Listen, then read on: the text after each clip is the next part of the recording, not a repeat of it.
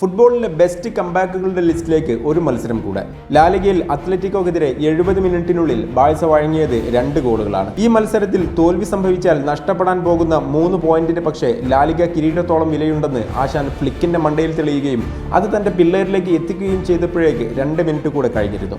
ബാക്കിയുള്ളത് വെറും 18 മിനിറ്റുകൾ.